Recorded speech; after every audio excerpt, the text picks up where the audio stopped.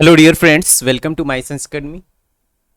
हम डिस्कस कर रहे हैं फर्स्ट ग्रेड का फर्स्ट पेपर, जिसमें जो मैथमेटिक्स वाला पोर्शन है उस पर हम डिस्कस कर रहे हैं। और आज की हमारी यूनिट है स्टैटिक्स। तो जो आपका मैथमेटिक्स का सिलेबस है, इसमें जो स्टैटिक्स है, यहाँ से प्रीवियस ईयर के पेपर्स देखें तो 4 क्वेश्चन इसमें हर एग्ज़ाम में आ रहे हैं। और ये जो 4 क्वेश्चन हैं, ये इस तरीके से आ रहे हैं कि या तो एक क्वेश्चन जैसे आंकड़ों से रिलेटेड पूछा जा रहा है, एक क्वेश्चन जैसे पूछ लिया उसने कोई भी पिक्टोरियल डायग्राम देके उससे रिलेटेड पूछा है। अदरवाइज जो और क्वेश्चन इसमें पूछे गए हैं, हमारे जो सेंट्रल टेंडेंसी है यानी कि केंद्रीय प्रवृत्ति के माप, जिसमें हमारे मीन, मोड,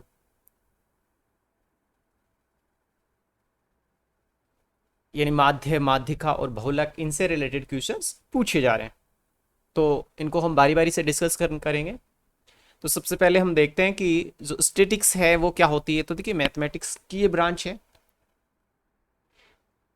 तो स्टैटिक्स में हम क्या करते हैं, स्टैटिक्स में जो हमारा डेटा होता है, डेटा का कलेक्शन, उसका एनालिसिस होता है, विश्लेषण होता है, उसका प्रेजेंटेशन होता है, या फिर उसका ऑर्गेनाइजेशन, यानी डेटा को संग्रहित करना, विश्लेषण करना, उसकी व्याख्या करना, उसकी प्रस्तुति करना, जिस ब्रांच में किया जाता है उसे हम क्या कहते हैं, स्टैटिक्स कहते हैं। अब स्टैटिक्स में जो भी डेटा है, वो डेटा दो तरीके से, यानी कि दो मेन थॉट उसमें शामिल हैं कि उस डेटा में अनिश्चितता और भिन्नता होती है। तो देखिए, सबसे पहले हम इस डेटा, ये जो आंकड़े होते हैं उसी के बारे में बात करते हैं कि जो डेटा क्या होता है। क्योंकि जो स्टैटिक्स है वो डेटा के विश्लेषण और गणना से संबंधित है। तो देखिए, डेटा दो प्रकार के होते हैं। एक होते हैं प्राथमिक आंकड़े यानी कि प्राइमरी डाटा, द्विअंशी आंकड़े भी इनको कहा जाता है। अब इनका जो संग्रहण है वो व्यक्ति या प्रगणक या कोई इंस्टीट्यूशन या कोई रिसर्चर स्वयं के स्तर पर घर घर जाके यदि इनका कलेक्शन करता है तो ये प्राइमरी डाटा कहलाते हैं। जैसे कि किसी शहर की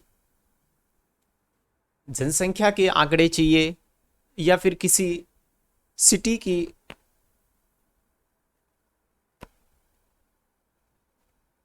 किसी भी एज, हम पर्टिकुलर एज ले ले, जैसे कि 25 ईयर से जो अबव है उनकी सैलरी के डेटा चाहिए।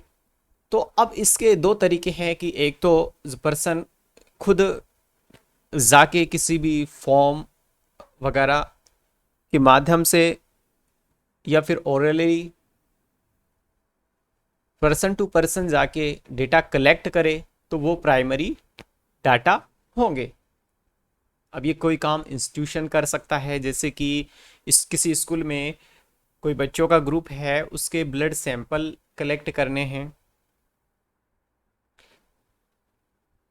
जैसे कि जनसंख्या के आंकड़े लिए जाते हैं, तो जैसे घर घर जाके सारी डिटेल्स जो पूछी जाती हैं, तो वो जैसे प्राइमरी डाटा है।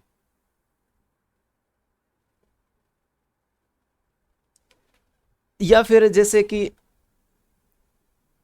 सेकेंडरी जो डाटा है वो क्या होंगे, कि पूर्व में कोई डाटा प्रकाशित हो चुका है, हमारे पास पहले से डाटा है, और उसी के आधार पे हम एक नया डाटा तैयार कर रहे हैं।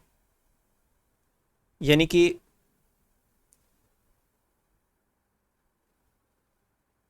पहले वाला डाटा है उसको आधार बना के हम दूसरे नए आंकड़े तैयार कर रहे हैं, तो उन्हें हम सेकेंडरी या गौण डाटा कहते हैं।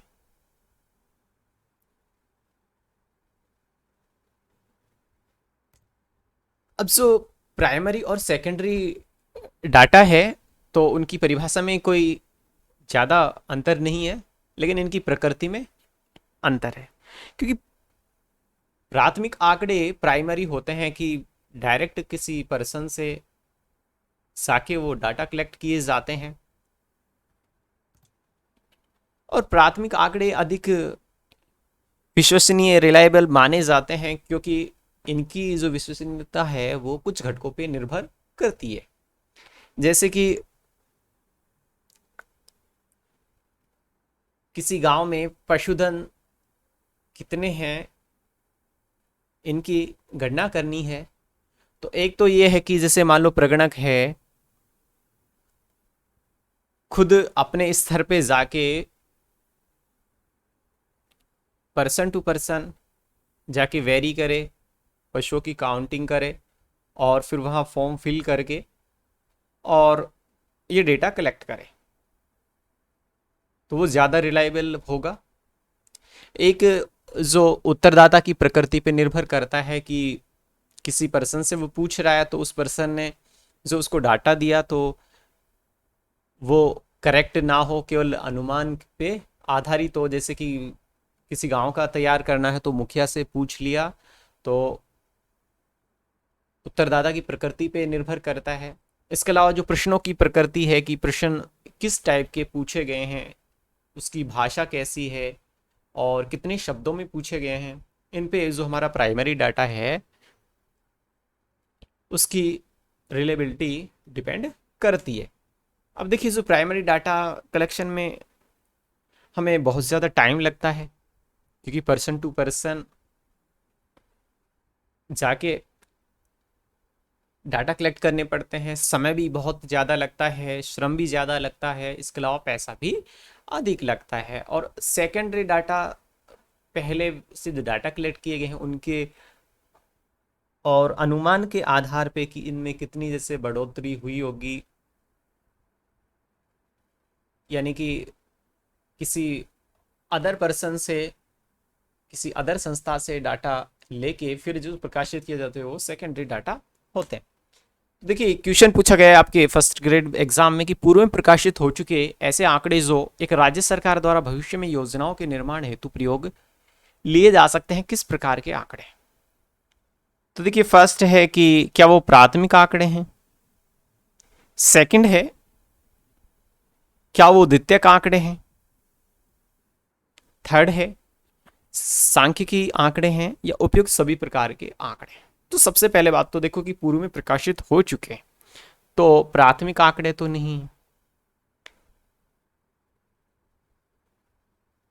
और सांख्यिकी आंकड़े भी नहीं बोलेंगे इन्हें क्योंकि हम प्राथमिक और द्वितीयक आंकड़े दो इन्हीं का डिस्कशन कर रहे हैं, क्योंकि सांख्यिकी आंकड़े में दोनों टाइप के आंकड़े आ जाएंगे।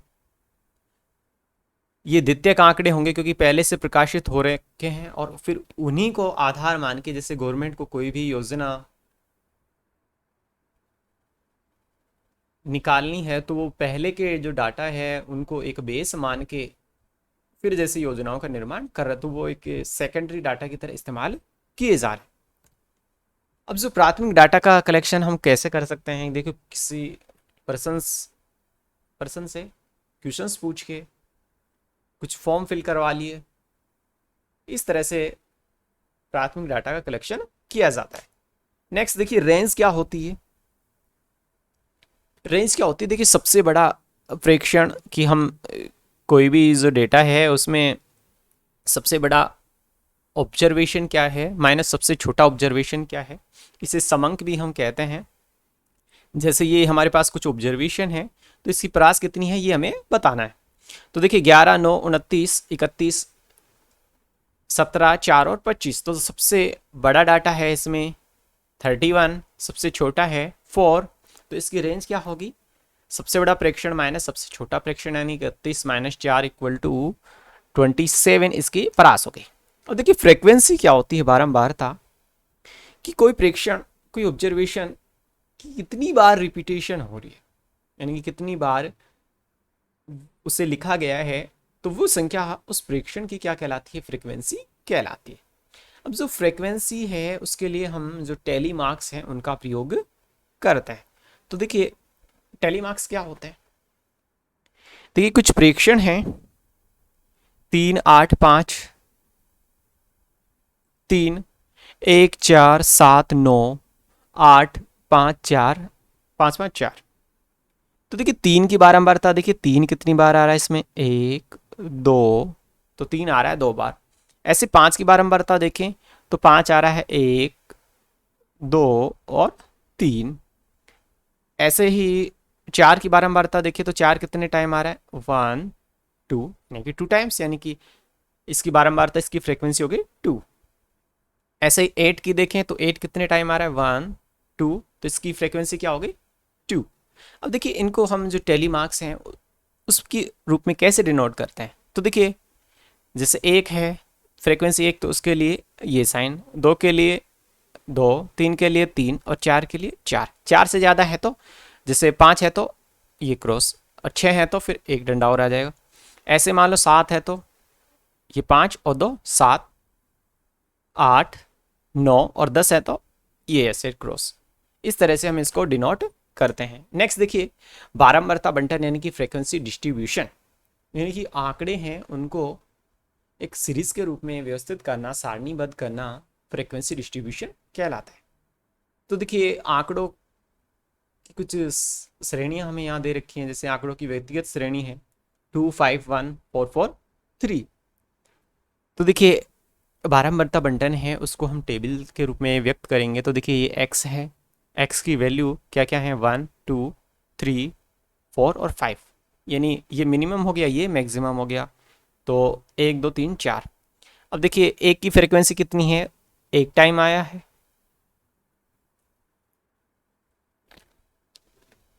ऐसे कोई डाटा होगा तो उसमें हम ये देखेंगे कि एक कितने टाइम आया है, दो कितने टाइम आया है।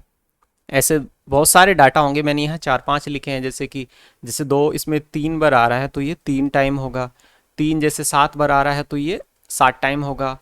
ऐसे जैसे 1 है 2 टाइम आ रहा है तो यहाँ 1 2 बार रिपीटेशन हो रहा है, तो इसलिए जैसे 1 2 बार आ रहा है, 2 3 बार आ रहा है, यानी कि 2 की फ्रिक्वेंसी कितनी है, 3 है। जैसे 3 की फ्रिक्वेंसी 7 है, 4 की फ्रिक्वेंसी कितनी है, 5 है।